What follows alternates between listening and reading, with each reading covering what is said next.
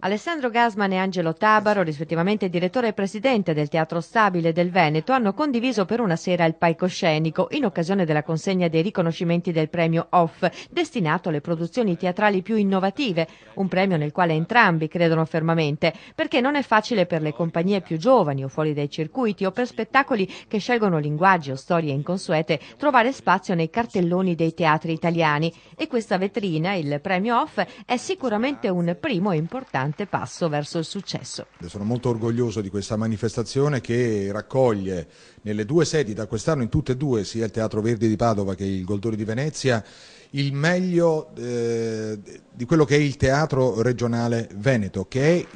la regione teatralmente parlando più vivace in Italia. Il Teatro OFF rappresenta quel palcoscenico dove l'innovazione, la creatività dei giovani si confronta con la professionalità, e quindi il Veneto attraverso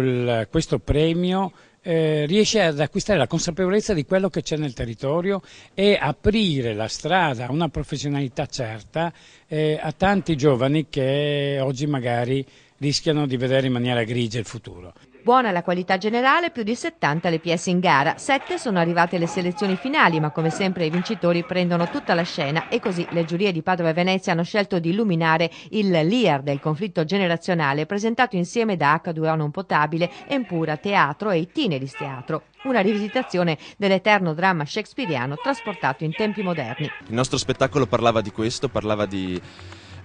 un futuro incerto, di persone di vecchi potenti che lasciano il potere ai giovani. Noi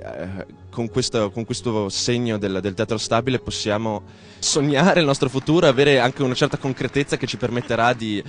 promuovere questo spettacolo, di uscire magari, speriamo, dai confini del Veneto. Al secondo posto invece La Cinghiala di Jesolo, una produzione di Tiziano Scarpa con Marta Dalla Via. A dispetto del titolo divertente, una storia seria.